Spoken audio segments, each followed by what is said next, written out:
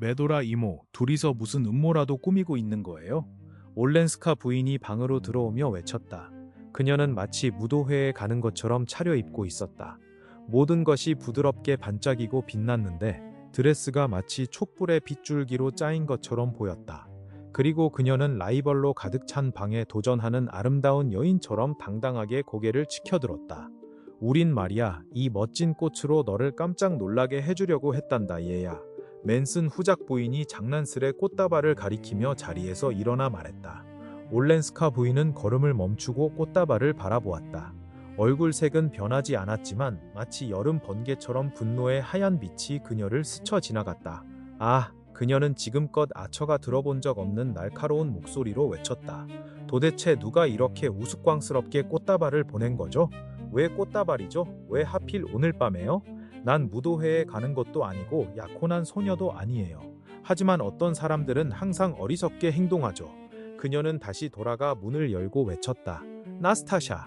언제나 어디에나 있는 하녀가 곧바로 나타났다. 그리고 아처는 올렌스카 부인이 이탈리아어로 천천히 그가 알아듣기를 바라듯 일부러 또렷하게 말하는 것을 들었다. 이 꽃 쓰레기통에 버려요. 나스타샤가 놀라서 멍하니 쳐다보자 올렌스카 부인은 덧붙였다. 아니야, 꽃의 잘못은 아니지. 소년에게 새 집 건너에 있는 윈셋시 댁으로 가져다 주라고 해요. 저녁을 같이 먹었던 그 머리색이 짙은 신사요. 그의 부인이 아프다던데 그녀에게 기쁨을 줄 수도 있잖아요. 소년이 나갔다고요? 그럼 네가 직접 가봐. 내 사랑, 여기 내 망토를 걸치고 당장 다녀와요. 이걸 당장 집에서 치워버리고 싶어요. 절대로 내가 보낸 거란 말은 하지 말고요. 그녀는 하녀의 어깨에 자신의 벨벳 오페라 망토를 걸치고는 문을 힘껏 닫으며 응접실로 돌아왔다. 그녀의 가슴은 레이스 아래로 높이 솟아오르고 있었고 아처는 그녀가 울 것 같다고 생각했다. 하지만 그녀는 대신 웃음을 터뜨렸고 맨슨 후작 부인과 아처를 번갈아 바라보며 갑자기 물었다. 그리고 당신들은요? 이제 친구가 되셨나요? 그건 아처 씨가 말해야 됐지, 얘야. 네가 옷을 입는 동안 그가 참을성 있게 기다렸단다. 네, 기다릴 만큼 충분히 기다리셨겠죠. 머리가 마음대로 안 돼서요. 올렌스카 부인이 대답하며 올려 묶은 머리를 손으로 만졌다. 그 얘기를 하니 생각났어요. 카버 박사님이 가신 것 같네요. 이모도 블랭커 댁에 늦겠어요. 아처씨, 이모를 마차에 모셔주시겠어요? 그녀는 후작 부인을 따라 현관으로 나가 여러 켤레의 덧신과 숄, 목도리들 속에 자리 잡는 것을 지켜보았다. 그리고 현관 계단에서 외쳤다. 꼭 기억하세요. 마차가 10시에 저를 데리러 돌아와야 해요. 그런 다음 응접실로 돌아왔고 아처는 그녀가 벽난로 옆에 서서 거울 속에 비친 자신의 모습을 바라보고 있는 것을 발견했다. 뉴욕 사회에서는 하녀를 내 사랑이라고 부르며 자신의 오페라 외투를 걸쳐 외출시키는 일이 흔하지 않았다. 아처는 그 모든 깊은 감정 속에서도 감정이 올림포스의 신들처럼 빠르게 행동으로 이어지는 세계에 있다는 묘한 흥분을 느꼈다. 올렌스카 부인은 아처가 뒤로 다가왔을 때 움직이지 않았고 잠시 두 사람의 눈이 거울 속에서 마주쳤다. 그러다 그녀는 몸을 돌려 소파 구석에 몸을 던지며 한숨을 쉬었다. 담배 한 대 피울 시간이 있네요. 아처는 담배 상자를 건네고 성냥을 켜주었다. 불꽃이 그녀의 얼굴을 비추자 그녀는 눈웃음을 지으며 물었다. 내가 화난 모습을 보니 어때요? 아처는 잠시 머뭇거리더니 결단한 듯 대답했다. 당신의 이모님이 당신에 대해 한 말이 이해가 가네요. 저에 대해 말씀하셨다는 건 알고 있었어요. 뭐라고 하던가요? 그녀가 담담히 물었다. 당신이 온갖 종류의 것들, 화려함과 즐거움, 흥분, 우리가 여기서는 결코 제공할 수 없는 것들을 누리던 사람이라고 하더군요. 올렌스카 부인은 담배 연기 속에서 희미한 미소를 지었다. 메도라는 고칠 수 없는 낭만주의자예요. 그게 그녀에게 많은 걸 보상해줬죠. 아처는 다시 망설이다가 또 한 번 위험을 감수하며 물었다. 당신 이모님의 낭만주의가 항상 정확한가요? 무슨 뜻이에요? 이모가 진실을 말하느냐고요? 그녀는 생각에 잠기며 대답했다. 글쎄요. 이렇게 말씀드릴게요. 이모가 하는 말에는 언제나 진실과 거짓이 조금씩 섞여 있어요. 그런데 왜 물으시는 거죠? 이모가 무슨 말을 했나요? 아처는 불 속을 바라보다가 다시 그녀의 빛나는 모습으로 시선을 돌렸다. 이것이 이 벽난로 앞에서 보내는 두 사람의 마지막 저녁이며 곧 마차가 그녀를 데려간다는 생각에 그의 마음이 조여왔다. 이모님은 그렇게 말하더군요. 아니, 이모님 주장으로는 올렌스키 백작이 당신을 설득해 자신에게 돌아오도록 해달라고 부탁했다고요. 올렌스카 부인은 아무 대답도 하지 않았다. 그녀는 담배를 든 손을 반쯤 들어 올린 채 가만히 앉아 있었다. 그녀의 얼굴 표정은 변함이 없었고 아처는 그녀가 놀라는 모습을 보기 어렵다는 것을 이전부터 알고 있었다. 그럼 알고 계셨군요. 그가 불쑥 말했다. 그녀는 오랫동안 침묵했고 담배재가 바닥으로 털어졌다. 그녀는 그것을 바닥으로 털어냈다. 이모가 편지에 대해 암시했어요. 불쌍한 이모. 메도라의 암시라니. 당신 남편의 요청으로 그녀가 여기 온 건가요? 올렌스카 부인은 이 질문에 대해서도 생각하는 듯 보였다. 그 부분도 잘 모르겠어요. 그녀는 저에게 카버 박사로부터 영적 소환을 받았다고 했어요. 그게 무엇이든 간에 아마 메도라는 카버 박사와 결혼하려는 것 같아요. 불쌍한 메도라. 항상 누군가와 결혼하고 싶어 하죠. 하지만 쿠바 사람들이 지겨워서 그녀를 떠나보낸 걸 수도 있죠. 아마도 동행에 대한 대가를 받고 그들과 함께 있었던 것 같아요. 사실 그녀가 왜 왔는지 모르겠어요. 하지만 당신은 이모님이 남편의 편지를 가지고 있다고 믿는 거죠? 올렌스카 부인은 다시 깊은 생각에 잠겼다. 그러다 마침내 말했다. 결국 예상할 수 있는 일이었죠. 아처는 자리에서 일어나 벽난로에 기대섰다. 갑작스러운 초조함이 그를 사로잡았고 시간이 얼마 남지 않았다는 생각에 입이 떨어지지 않았다. 언제라도 돌아오는 마차의 바퀴 소리가 들릴 것 같았다. 당신 이모님은 당신이 다시 남편에게 돌아갈 거라고 믿고 있어요. 올렌스카 부인은 빠르게 고개를 들었다. 얼굴에 깊은 홍조가 피어올랐고 목과 어깨까지 퍼져나갔다. 그녀는 좀처럼 붉어지는 일이 없었고 그럴 때면 화상을 입은 듯 고통스러워 보였다. 사람들은 나에 대해 잔인한 생각들을 많이 해왔어요. 그녀가 말했다. 오 엘렌, 미안해요. 제가 바보 같고 잔인했어요. 그녀는 살짝 미소 지었다. 당신은 무척 불안해 보여요. 당신도 나름의 고민이 있겠죠. 웰랜드 가족이 당신의 결혼 문제에 비합리적으로 군다고 생각하시는 걸 알아요. 물론 저도 동의해요. 유럽에서는 미국식 긴 약혼을 이해하지 못해요. 아마 그들은 우리보다 침착하지 못한 걸지도 모르죠. 그녀는 우리라는 단어에 살짝 힘을 주어 말했는데 그 덕에 다소 비꼬는 듯한 뉘앙스를 풍겼다. 아처는 그 비꼼을 느꼈지만 더 깊게 물어보지는 못했다. 어쩌면 그녀가 의도적으로 대화를 자신의 문제에서 돌린 것이고 방금 전 그의 말이 그녀에게 큰 고통을 준 것을 알고 있었기에 그녀의 의도를 따르는 것이 최선이라 여겼다. 그러나 시간이 다 되어가는 느낌에 그는 절박해졌다. 다시금 그들 사이에 말의 장벽이 놓이는 것을 견딜 수 없었다. 맞아요. 그가 갑자기 말했다. 부활절이 끝난 후 메이에게 바로 결혼하자고 처마로 남쪽으로 내려갔어요. 그때 결혼하지 못할 이유가 없었거든요. 메이가 당신을 그렇게 사랑하는데도 설득할 수 없었다고요? 메이가 그렇게 어리석은 관습의 노예가 되기에는 너무 똑똑하다고 생각했는데요. 메이는 정말 너무 똑똑해요. 그녀는 그런 것들의 노예가 아니죠. 올렌스카 부인은 그를 바라보았다. 그렇다면 이해가 안 돼요. 아처는 얼굴을 붉히며 급하게 말을 이어갔다. 우리는 솔직한 대화를 나눴어요. 사실 거의 처음이었죠. 메이는 제 조급함이 나쁜 징조라고 생각해요. 맙소사, 나쁜 징조라고요? 메이는 그것이 제가 계속 사랑할 수 있을지 자신이 없다는 의미라고 생각해요. 간단히 말해 제가 다른 누군가를 더 사랑하기 때문에 벗어나기 위해 빨리 결혼하고 싶어 한다고 생각하는 거죠. 올렌스카 부인은 흥미로운 눈빛으로 이 말을 곰곰이 들여다보았다. 하지만 그녀가 그렇게 생각한다면 그녀도 서둘러야 하는 거 아닌가요? 메이는 그런 사람이 아니에요. 메이는 훨씬 고결하죠. 오히려 긴 약혼을 더 고집하고 있어요. 저에게 시간을 주기 위해서요. 다른 여자를 위해 자기를 포기할 시간을요? 만약 제가 원한다면요.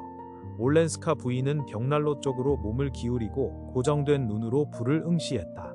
조용한 거리 너머에서 그녀의 마차가 다가오는 말발굽 소리가 들려왔다. 참 고결하군요. 그녀는 목소리가 약간 떨리며 말했다. 네, 하지만 어리석죠. 어리석다고요? 왜냐하면 당신은 다른 누구도 사랑하지 않기 때문인가요? 아니요, 다른 사람과 결혼할 생각이 없기 때문이에요. 아, 다시 긴 침묵이 흘렀다. 마침내 그녀가 그를 올려다보며 물었다. 그 다른 여자는 당신을 사랑하나요? 아, 그런 여자는 없어요. 아니, 제 말은 메이가 생각한 사람은 결코. 그렇다면 왜 그렇게 서두르시는 거죠? 마차가 왔어요. 아처가 말했다. 그녀는 반쯤 일어나 멍한 눈으로 주위를 둘러보았다. 그녀의 부채와 장갑이 소파 옆에 놓여 있었고 그녀는 그것들을 무심코 집어들었다. 그래요, 이제 가봐야겠네요. 스트루더스 부인 댁에 가시나요? 네, 그녀는 미소를 지으며 덧붙였다. 초대를 받는 곳에는 가야죠. 안 그러면 너무 외로울 테니까요. 같이 가는 건 어때요? 아처는 어떤 대가를 치르더라도 그녀를 곁에 붙잡아두고 이 저녁의 나머지 시간을 그녀와 함께 보내야 한다고 느꼈다. 그녀의 제안을 무시한 채 그는 계속해서 벽난로 옆에 기대어 그녀가 들고 있는 장갑과 부채를 응시했다. 마치 그것들을 떨어뜨리게 할 수 있는 힘이 자신에게 있는지 지켜보는 듯했다. 메이가 진실을 알아챘어요. 그가 말했다. 바른 여자가 있긴 해요. 하지만 메이가 생각한 그 사람은 아니에요. 엘렌 올렌스카는 아무 대답도 하지 않았고 몸을 움직이지도 않았다. 잠시 후 그는 그녀 곁에 앉아 그녀의 손을 잡고 부드럽게 펴서 장갑과 부채가 두 사람 사이에 소파 위에 떨어지게 했다. 그녀는 벌떡 일어나 그에게서 몸을 빼앗아 벽난로 반대편으로 물러섰다. 아, 제게 사랑을 고백하지 마세요. 너무 많은 사람들이 그랬어요. 그녀가 얼굴을 찌푸리며 말했다. 아처는 얼굴빛이 변하며 일어섰다. 그것은 그녀가 줄 수 있는 가장 쓰라린 거절이었다. 난 당신에게 사랑을 고백한 적 없어요. 앞으로도 그럴 일 없을 거예요. 하지만 만약 우리가 가능했다면 당신과 결혼했을 겁니다. 우리가 만약 가능했다면 이라고요? 그녀는 진심으로 놀란 눈으로 그를 바라보았다. 그리고 그걸 당신이 말해요? 모든 걸 불가능하게 만든 건 당신인데? 그는 어둠 속에서 헤매다 한순간 눈부신 빛의 화살이 그의 시야를 꿰뚫는 듯한 충격을 받으며 그녀를 응시했다. 내가 모든 걸 불가능하게 만들었다고요? 그래요, 당신이에요. 바로 당신. 그녀가 울부짖었다. 거의 눈물을 터뜨릴 듯한 어린아이처럼 입술이 떨리고 있었다. 이혼을 포기하게 만든 것도 당신이잖아요. 당신이 내게 이혼이 얼마나 이기적이고 사악한 일인지, 결혼의 존엄성을 지키기 위해 어떻게 자신을 희생해야 하는지 보여주었잖아요. 그리고 가족들이 겪을 공개적인 치욕과 스캔들을 피해야 한다고요. 그리고 당신의 가족이 될 내 가족을 위해, 메이를 위해, 당신을 위해, 당신이 시키는 대로, 당신이 내가 해야 한다고 설득한 대로 했어요. 그녀는 갑자기 웃음을 터뜨리며 말했다. 이 모든 걸 당신을 위해 했다는 것은 숨긴 적 없어요. 그녀는 다시 소파에 주저앉았다. 축제의 물결 같은 드레스의 주름 사이에 웅크렸다. 마치 가면 무도회에서 상처를 입은 사람처럼. 아처는 벽난로 옆에 서서 움직이지 않은 채 그녀를 계속 바라보았다. 오, 세상에. 그가 신음하며 말했다. 내가 생각했던 건 뭘 생각했나요? 묻지 마세요. 내가 무슨 생각을 했는지 말하기 싫어요. 그는 여전히 그녀를 바라보았고 그녀의 목을 타고 얼굴까지 번지는 뜨거운 홍조를 볼 수 있었다. 그녀는 곧은 자세로 고쳐 앉고 굳은 위엄으로 그를 정면으로 마주보았다. 묻고 싶어요. 좋아요. 그럼 당신이 내게 읽어보라고 한 그 편지에 적힌 내용들이 내 남편의 편지요? 네. 그 편지에서 두려워할 만한 것이 전혀 없었어요. 정말 아무것도요. 내가 두려웠던 건 가족들에게 그리고 당신과 메이에게 스캔들과 치욕을 안겨주는 것뿐이었어요. 오, 세상에. 아처는 또 한 번 신음하며 얼굴을 두 손으로 감쌌다. 이어진 침묵은 그들 사이에 돌이킬 수 없는 무거운 현실처럼 짓눌렀다. 그것은 마치 아처를 자신의 묘비가 짓누르는 듯했다. 그가 멀리 내다본 미래 속에서도 이 무거운 짐이 그의 가슴에서 벗겨질 일은 결코 없을 것 같았다. 그는 그 자리에서 꿈쩍도 하지 않았고 얼굴을 가린 손을 내리지 않았다. 감춰진 그의 눈은 완전한 어둠을 계속 응시했다. 적어도 난 당신을 사랑했어요. 그가 힘겹게 말했다. 벽난로 반대편 그녀가 아직 웅크리고 있을 것이라 생각했던 소파 구석에서 아처는 어린아이 같은 억눌린 울음소리를 들었다. 그는 깜짝 놀라 일어나 그녀 곁으로 다가갔다. 엘렌, 이게 무슨 미친 짓이에요? 왜 울고 있는 거죠? 돌이킬 수 없는 일은 아무것도 없어요. 난 아직 자유롭고 당신도 곧 자유로워질 거예요. 그는 그녀를 품에 안았다. 그녀의 얼굴은 마치 젖은 꽃처럼 그의 입술에 닿았고 두 사람이 품었던 모든 헛된 두려움은 마치 해가 뜨면 사라지는 유령처럼 증발해버렸다. 지금 그를 놀라게 한 유일한 것은 단지 그녀를 만지는 것만으로도 모든 것이 이렇게 단순해졌는데 그가 5분이나 방 건너편에서 그녀와 논쟁을 벌였다는 것이었다. 그녀는 그의 키스에 답을 했지만 잠시 후 그녀의 몸이 그의 품에서 굳어지는 것을 느꼈다. 그리고 그녀는 그를 부드럽게 밀어내고 일어섰다. 아, 불쌍한 유랜드. 이런 일이 벌어질 수밖에 없었나 봐요. 하지만 이게 상황을 바꾸지는 못해요. 그녀가 이번에는 벽난로에 기대서 그를 내려다보며 말했다. 내 인생 전부를 바꿔놨어요. 아니요, 아니에요. 그래서는 안 돼요. 그럴 수 없어요. 당신은 메이 웰랜드와 약혼했고 난 결혼한 몸이에요. 그 역시 얼굴이 붉어진 채 결연한 표정으로 일어섰다. 말도 안 돼요. 이제 그런 소리는 너무 늦었어요. 우리는 남들이나 우리 자신에게 거짓말할 권리는 없어요. 당신의 결혼에 대해서는 말하지 않겠지만 이런 일이 있고 나서도 내가 메이와 결혼할 수 있을 것 같나요? 그녀는 침묵을 지키며 가느다란 팔꿈치를 벽난로 선반에 기대고 있었다. 그녀의 옆모습이 거울에 비치고 있었다.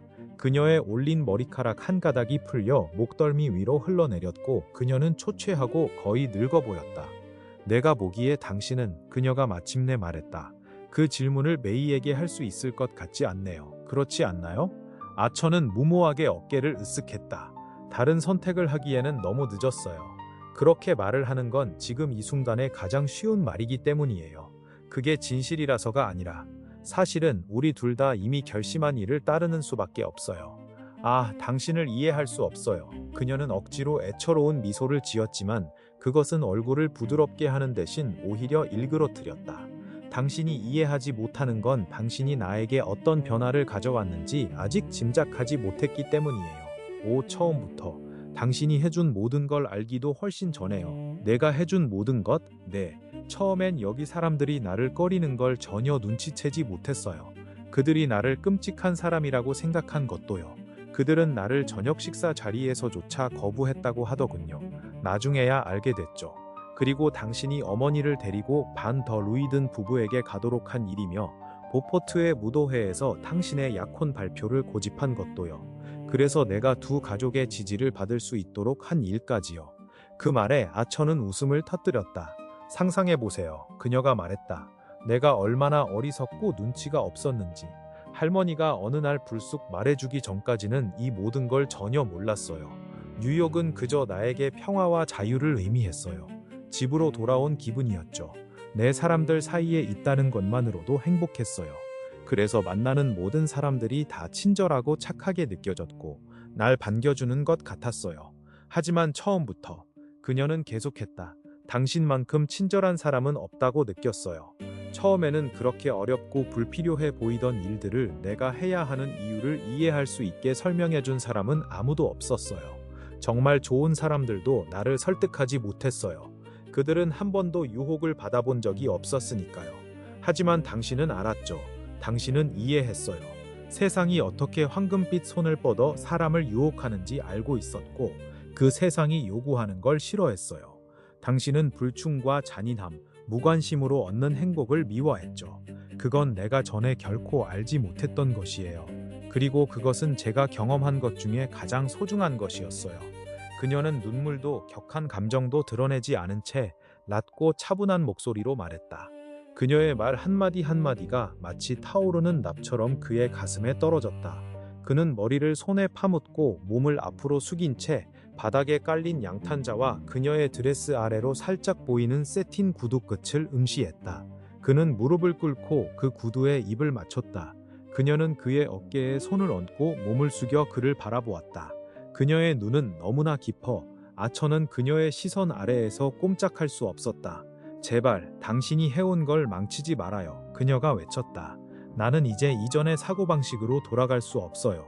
당신을 사랑하려면 난 당신을 포기해야 해요. 그의 두 팔은 그녀를 향해 간절히 뻗어 있었지만 그녀는 한 발 물러났다. 그들은 서로 마주보고 서 있었고 그녀의 말이 만들어낸 거리만이 남았다. 그 순간 아처의 분노가 폭발했다. 그럼 보포트인가요? 그가 나를 대신할 사람인가요? 그 말이 튀어나오자마자 그녀의 분노가 폭발할 것을 예상했다. 그 분노가 감정에 불을 붙여주길 바랐다. 그러나 올렌스카 부인은 단지 약간 더 창백해졌을 뿐이었다. 그녀는 두 팔을 앞으로 늘어뜨리고 고개를 약간 숙인 채 마치 중요한 문제를 곰곰이 생각하는 듯한 모습으로 서 있었다. 그가 지금 스트루더스 부인 댁에서 당신을 기다리고 있어요. 왜 그에게 가지 않죠? 아처가 비웃듯 말했다. 올렌스카 부인은 배를 울리기 위해 돌아섰다. 하녀가 오자 그녀는 말했다. 오늘 저녁엔 외출하지 않을 거예요. 마차를 돌려 후작 부인을 모셔오라고 해요. 문이 다시 닫힌 후에도 아처는 여전히 씁쓸한 눈빛으로 그녀를 바라보았다. 왜 이런 희생을 하는 거죠? 당신이 외롭다고 했으니 내가 당신을 친구들로부터 떼어놓을 권리는 없어요. 그녀는 젖은 속눈썹 아래로 살짝 미소 지었다.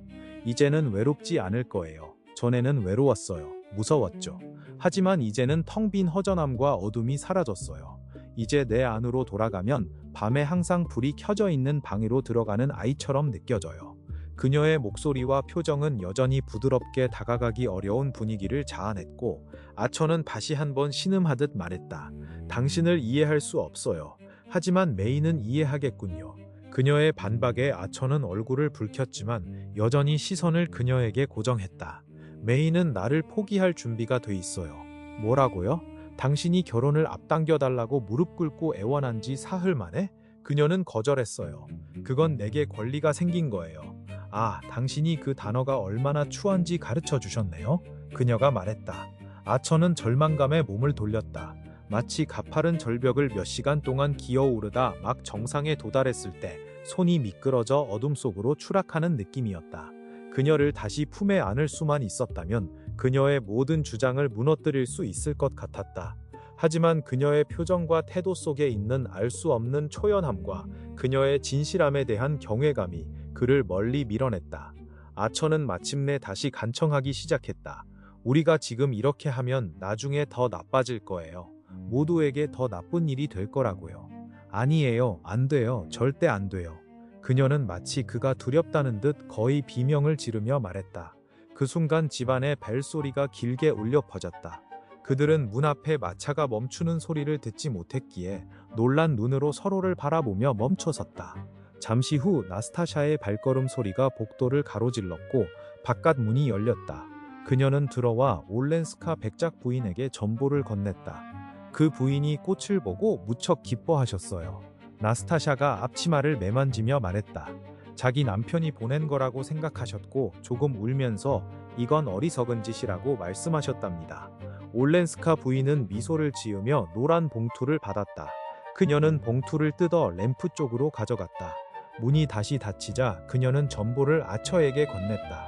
그 전보는 세인트 오거스틴에서 발송된 것이었고 올렌스카 백작 부인 앞으로 되어 있었다. 그 안에는 이렇게 적혀 있었다. 할머니의 전보가 성공했어요. 부모님이 부활절 후 결혼에 동의하셨어요. 뉴랜드에게 전보를 보낼게요.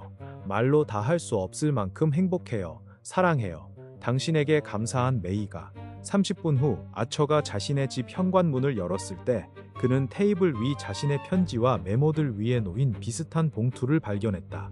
봉투 안의 메시지도 메이 웰랜드에게서 온 것이었다. 내용은 이러했다. 부모님 동의함, 부활절 후 화요일 정오에 그레이스 교회에서 결혼식, 8명의 들러리 필요함, 목사님께 말씀해주세요. 너무 행복해요. 사랑해요. 메이. 아처는 마치 전보 속 내용을 무효로 만들기라도 하듯 노란 종이를 구겨버렸다.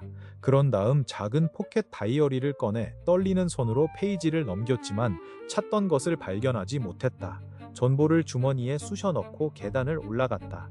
계단 위 작은 드레스룸이자 제니의 개인 휴식 공간으로 쓰이는 방에서는 불빛이 새어나오고 있었다. 그는 초조하게 문을 두드렸다.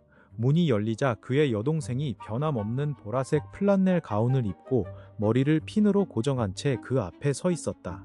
그녀의 얼굴은 창백하고 불안해 보였다. 뉴랜드, 혹시 그 전보에 나쁜 소식이 있는 거 아니에요? 혹시 몰라서 기다렸어요. 제니의 호기심에는 그 어떤 편지라도 안전하지 않았다. 그는 그녀의 질문을 무시하고 물었다. 제니, 올해 부활절이 언제지? 제니는 그의 비기독교적인 무지에 놀라 당황한 표정을 지었다. 부활절? 오빠, 당연히 4월 첫째 주에 있잖아요. 왜요? 첫째 주라고? 그는 다시 다이어리의 페이지를 넘기며 빠르게 계산했다. 첫째 주라고 했어? 그는 고개를 젖히며 긴 웃음을 터뜨렸다. 제발 무슨 일이에요? 아무 일도 아니야. 다만 한 달 후에 결혼하게 됐다는 것뿐이야. 제니는 그의 목에 매달려 그를 보라색 플란넬 가운의 가슴께로 끌어안았다. 오, 뉴랜드, 정말 멋져요. 너무 기뻐요. 그런데 왜 계속 웃고 있는 거예요? 제발 조용히 해요. 엄마 깨우겠어요.